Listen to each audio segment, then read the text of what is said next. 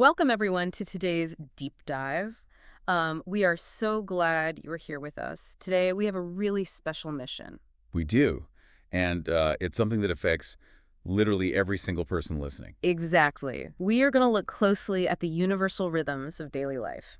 Basically, we have this amazing set of source materials that maps out a complete 24-hour daily routine. Right. From the exact moment you wake up all the way to the second you fall asleep. It's really fascinating. And since this particular deep dive is designed with our English beginners in mind, we are going to keep things really clear. We want to use simple language, but, really describe these everyday actions. Yeah, we'll be highlighting some really useful everyday vocabulary too, things you do every single day. So as you listen today, I want you to think about your own day. What do you do when your alarm rings? How do you feel when you go to work? It's a great way to connect with the material. Just, compare your habits to the ones we discuss. Right. So to make this easy to follow, we are going to divide our deep dive into 3 natural phases. Yes, so we have the morning launch pad, the workday marathon, and the evening wind down. The morning launch pad. I love that phrase. It really sounds like a rocket getting ready to take off. Well, it really is. And looking at our sources, the very first difference we see in the morning is between 2 types of people, the early bird and the night owl. Let's quickly define those for our listeners. An early bird is, well, a person who naturally likes waking up early in the morning, right? Exactly. They feel awake and happy when the sun comes up. But a night owl is the opposite. Right, like the bird, the owl. They stay awake late at night and feel sleepy in the morning. Yeah, and this isn't just about being lazy. The data shows it's actually about our natural body clock. So let's look at how these 2 people wake up. Our night owl has an alarm set for 6:30 a.m., and it's a really loud, aggressive sound. But they don't get out of bed. They hit the snooze button. Ah, the famous snooze button.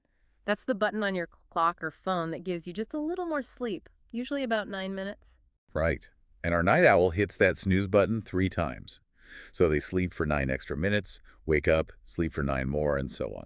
Until they finally get out of bed at 7 a.m. Now, I have to ask, is hitting snooze actually a bad way to start the day? Wait, yes, it really is. Wait, really? Even though it feels so good in the moment. It feels good, but it's terrible for your brain. When you fall back asleep for just 9 minutes, your brain tries to start a deep sleep cycle. Oh, I see. And then the loud alarm interrupts that deep sleep again. Exactly. It creates a lot of confusion in your body. It makes you feel very groggy or very sleepy and confused. I always say that hitting the snooze button is like borrowing time you have to pay back later. You think you are getting more rest, but you're just making yourself more tired. That is a perfect analogy. Now let's contrast that with the early bird. Their alarm is set for 6:45 a.m. A little bit later. Yeah. But their alarm sound is different, right? Yes. It's a gentle bird song, a very soft, natural sound. And when they hear it, they don't hit snooze. They just open their eyes, take a deep breath, and get out of bed immediately. Right. Getting up immediately sets a really proactive tone for the day. You are in control. So the early bird gets up feeling in control, and the night owl gets up feeling rushed and confused. And we see this difference continue into the bathroom. The early bird uses an electric toothbrush for a full 2 minutes. 2 minutes, that's a good amount of time. And the sources point out something really interesting here. Yes. The early bird looks in the mirror while brushing and actually forces a smile. They smile at themselves. That sounds a little silly, but is there a reason for it? Yes, it's a psychological trick. When you make your face smile, it actually tells your brain to feel happier. Oh, wow. So the action creates the feeling, not the other way around. Exactly. Then, the early bird washes their face with freezing cold water. Brr! Cold water in the morning. Why do they do that? Well, splashing cold water on your face instantly wakes up your brain. It's a natural shock to the system. Meanwhile, our night owl is rushing. They are late because of the snooze button, so they use a manual toothbrush very quickly. Right, and they wash their face with warm water, or maybe they even take a hot shower. Warm water is very comforting. So the early bird uses cold water to wake up, and the night owl uses warm water to feel comfort. Yes, because the night owl is feeling stressed from rushing, so they need comfort. That makes total sense. Okay, let's move to the kitchen. Everyone needs breakfast. The first thing the early bird does is drink a large glass of warm water. Hydration is key. And then coffee. But the early bird drinks black coffee. No milk, no sugar. Right. And because they didn't hit snooze, they have time to cook a healthy breakfast. The data says they cook 2 fried eggs, some whole wheat toast, and maybe some avocado and tomatoes. That is a highly balanced meal. It has protein from the eggs and good energy from the toast. So it gives them steady energy for hours. Now, what about the night owl? Well, the night owl's still rushing. They pour coffee, but they add milk to make it creamy and nice. And for food, they just grab a banana, maybe an apple, and some yogurt. Right. It seems healthy because it's fruit, but really it's mostly sugar. And eating only sugar for breakfast gives you quick energy, but then you crash, right? Exactly. By 10:30 a.m., the night owl will feel tired and very hungry again. So they might have to eat some nuts or a rice cake just to survive until lunch. Yeah, their energy levels are just going up and down. Okay, so breakfast is done. Now they have to get dressed and get out the door. This is where we see the difference in planning. The early bird plans their clothes the night before. Oh, that's smart. They lay out a blouse and a skirt. A blouse is just a nice shirt for a woman. Right, so in the morning, they don't have to think, they just put the clothes on. But the night owl is standing at their closet, feeling stressed, trying to choose what to wear. They decide on casual clothes, a t-shirt and some jeans. But before they leave, they check the weather app on their phone. They want to know if it's going to rain. Checking the weather is smart, but looking at your phone right before you leave can be distracting. Right, because you might see an email or a message, and suddenly you are stressed. Exactly. But finally, they both reach the front door, and they do a mental checklist. Ah, yes, the mental checklist. They touch their pockets and say, keys, phone, wallet. It's a universal habit. Mm-hmm. When you are rushing, saying the words out loud helps you remember. Keys, phone, wallet. Got it. And then the front door closes. The peaceful morning is officially over. Yeah. Once that door closes, the daily commute begins. And that takes us to phase 2. The workday marathon. And it really starts with the commute. For our beginners, the word commute means the journey you make from your home to your workplace. Right, and commutes can be very different. Let's look at the night owl first. The night owl takes the subway, and they are traveling during rush hour. Rush hour is the time of day when everyone is traveling to work, so it is very, very busy. So they walk 5 minutes to the station. They use their transit card to enter. And then they get onto a very crowded train car. They have a stand for 30 minutes. That sounds so stressful. Standing shoulder to shoulder with strangers, it must make them feel anxious. It does. To survive it, the night owl listens to music or podcasts with their headphones. Oh, I see. They create a little private world in their ears to block out the crowd. Exactly. Now, the early bird has a totally different commute. They walk to work. It's a peaceful 15-minute walk, and they walk right through a park. They listen to the news, or maybe just the birds singing. It's so much more relaxing. They're getting fresh air and looking at trees. So when they both arrive at the office, they feel very different. Right. The night owl is stressed from the crowd, and the early bird is calm from the walk. But they both arrive around the same time. The early bird at 8:45 and the night owl at 8:50. They turn on their computers and say hello to their colleagues. It's a nice little morning greeting. But then the real work begins. And again, their habits are totally different. The night owl immediately opens their urgent emails and starts replying. This is very reactive. They are letting other people tell them what to do first. It feels productive, right? Like you are getting things done fast. It feels that way, but it's not the best strategy. The early bird doesn't look at emails first. Really? What do they do instead? They write a to-do list, a list of tasks they need to finish. But they only write down the 3 most important things. They keep it very focused. Exactly. By choosing only 3 things, they stay focused on what really matters. So from 9:00 p.m., they both do their morning work. Yes, they write code, they solve problems, they have meetings with their team. 3 hours of hard work. And then finally, the clock hits 12:00 p.m. Lunchtime, a very important break in the day. Let's talk about how they eat. Our night owl goes out with colleagues to a noodle shop or a salad bar. This is a very social lunch. They talk and laugh together. And the rule is no talking about work. They only talk about movies or fun things. Which is great for your mental health. It gives your brain a real break. But eating out every day costs a lot of money. True. And that's why the early bird brings a lunchbox from home. A lunchbox. So they prepared their food the night before. Yes, healthy food like rice, chicken, and broccoli. It saves money and it's much healthier. But they miss out on the fun conversations at the noodle shop. It's a trade-off.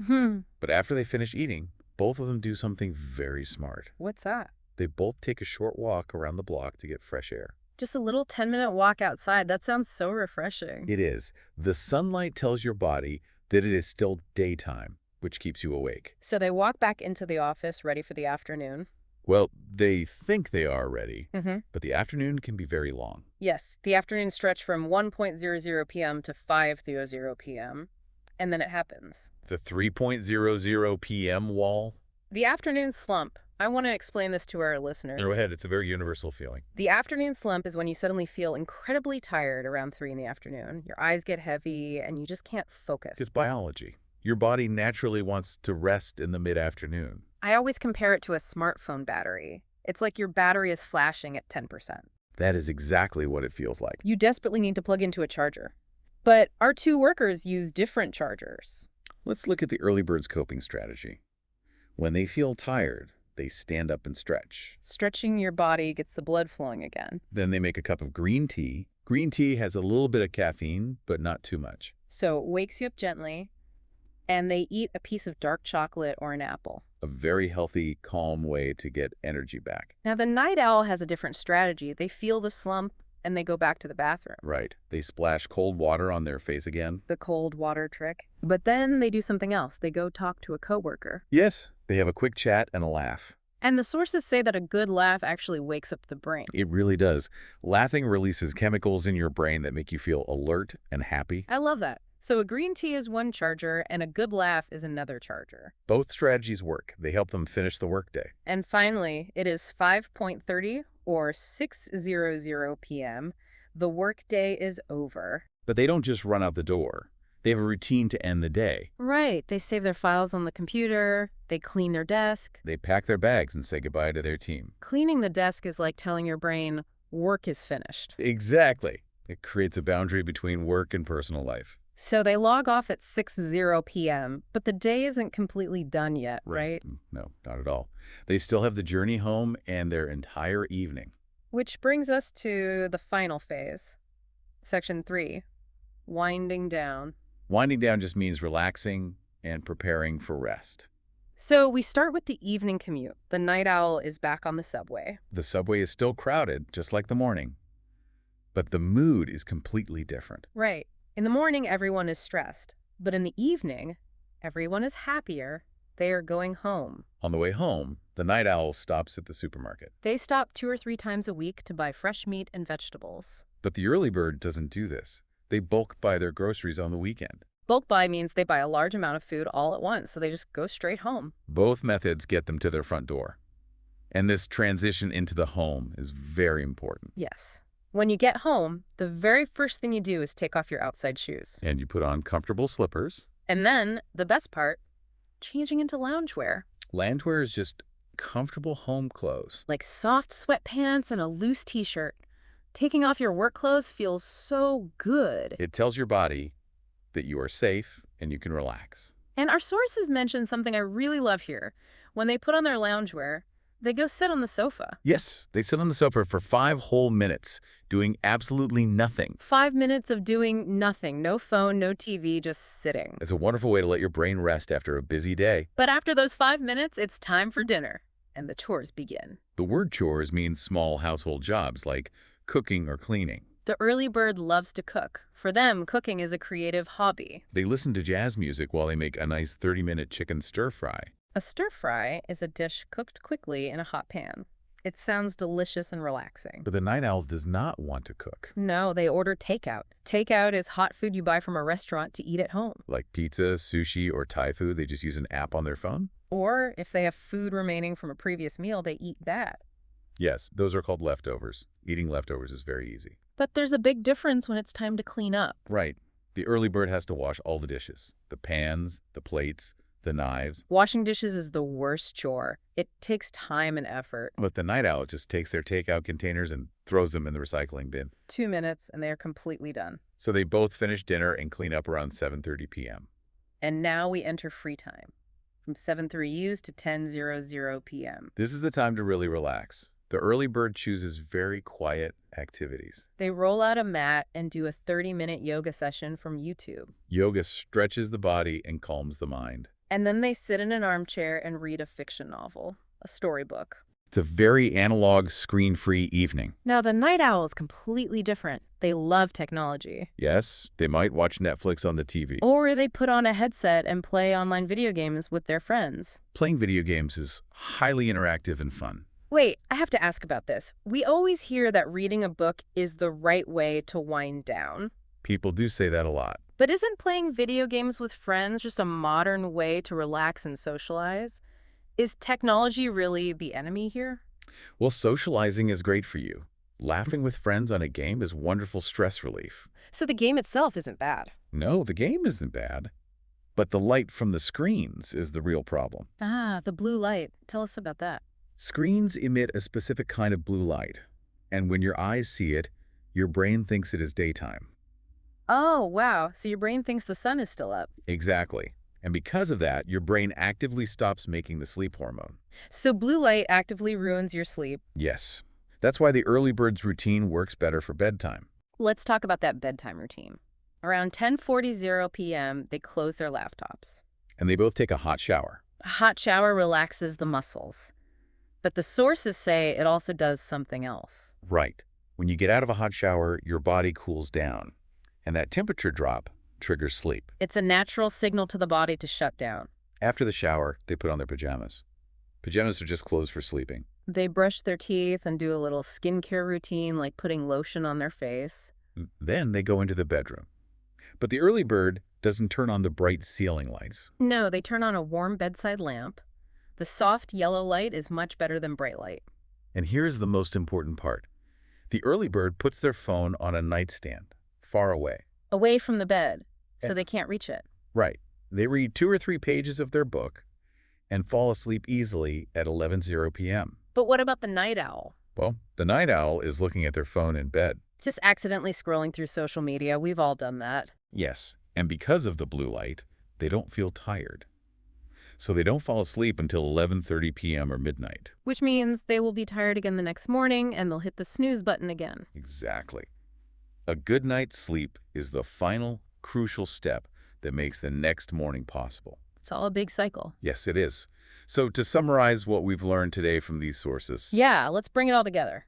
whether you are an early bird who plans outfits and cooks stir-fry, or a night owl who hits snooze and orders takeout. A daily routine is really just a series of small, interconnected choices. Right. These small choices manage your time, your energy, and your happiness. So to you, listening to this right now, which profile sounds more like you? Are you more of an early bird or a night owl? Do you prep your lunchbox the night before? Or are you rushing out the door with a mental checklist of keys, phone, and wallet? It's interesting to think about which habits you naturally do. And I want to leave you with a final provocative thought, something for you to mull over. A little challenge for our listeners. If you could change just one small habit in your 24-hour routine starting tomorrow, Just one tiny thing. maybe drinking warm water before coffee, or maybe leaving your phone off the nightstand at bedtime. How much would that single change reshape the rest of your day? It's a powerful question. Thank you for joining us on this deep dive into the daily routine. We will see you next time.